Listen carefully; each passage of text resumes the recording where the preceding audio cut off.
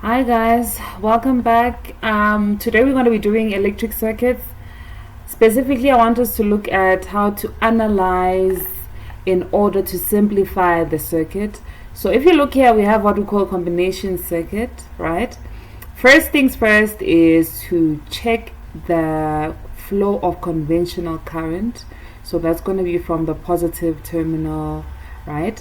And then why is it important to check the current? The splitting of current and current having only one pathway for it to flow, it helps you to figure out the type of connection that you have, right? For instance, the current flows and then splits here, and then let me make these branches to be different colors. The branch that is the branch that is in green is going to be in series, or rather in parallel, with the branch that I've just drawn in purple now, right? What does that mean? Reminder, series, parallel. It means in series, what is the same between branches that are in series, or rather between resistors that are in series? The current is the same, right? Current is the same.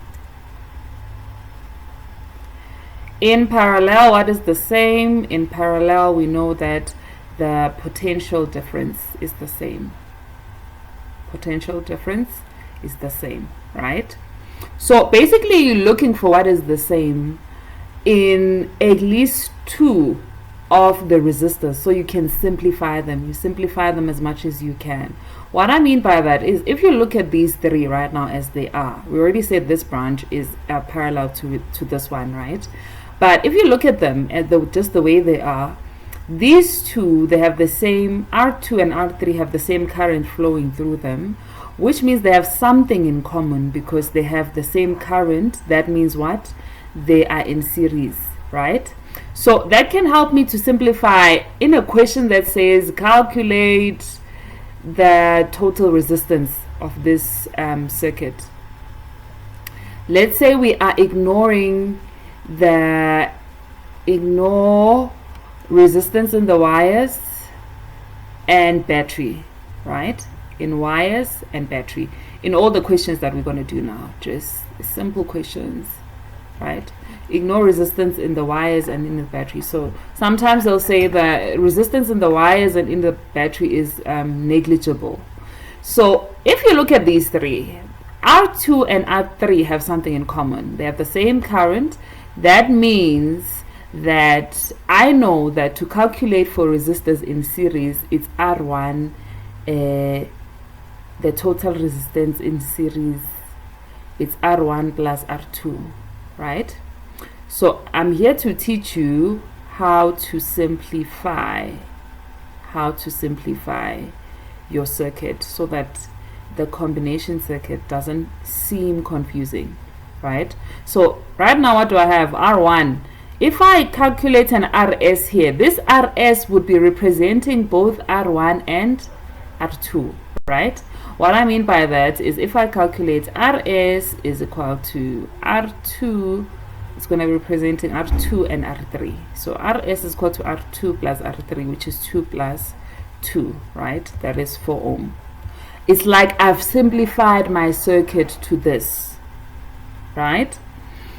Now that has simplified my life, because when I'm analyzing a circuit, I'm either trying to narrow it down to one series connection or one parallel connection. I've narrowed the three down to a parallel connection, right? Because now this RS is representing the R2 and R3, right? So what does that mean? That means I can now say, like I had said before, that the branch that has the R1 is parallel to the branch that has these two that are in series, right?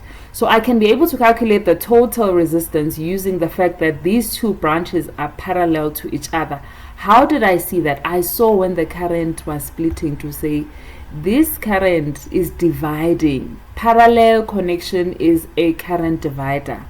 So now I can calculate to say, to get the total resistance is going to be equal to 1 over R1 plus 1 over Rs. And that would be 1 over 2 plus 1 over 4, right? Then I do my maths. So that's going to be, let's quickly do the maths. It's going to be here 4 and over 3, right? This is 1 over RT. Remember, you are looking for 1, you're not looking for 1 over RT, but you're looking actually for RT. This that you have right now is the inverse of RT. So don't forget, please, at the end, don't forget to do the reciprocal here.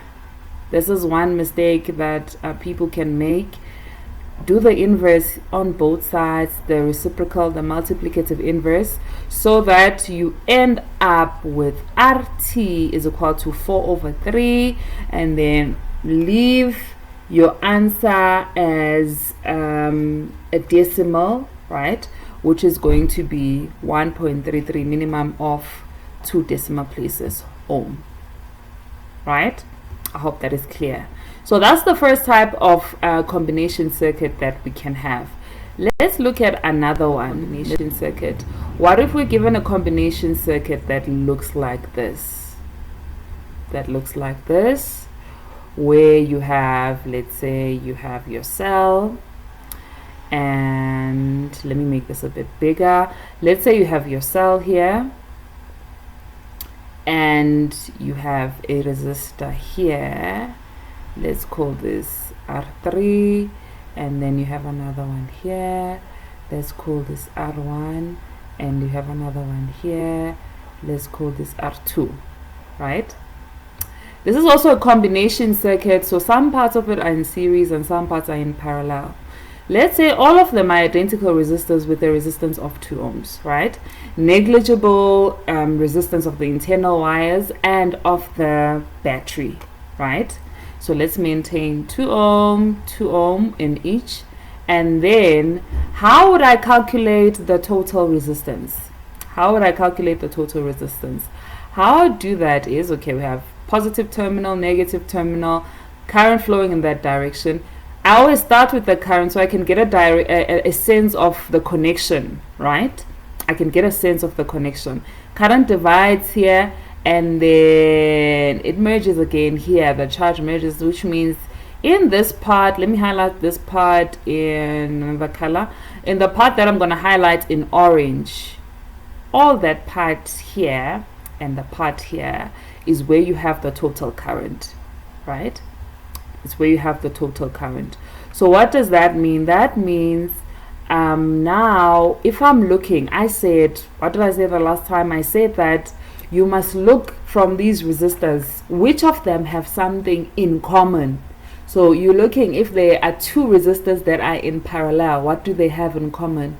It means they have the same potential difference, the same voltage.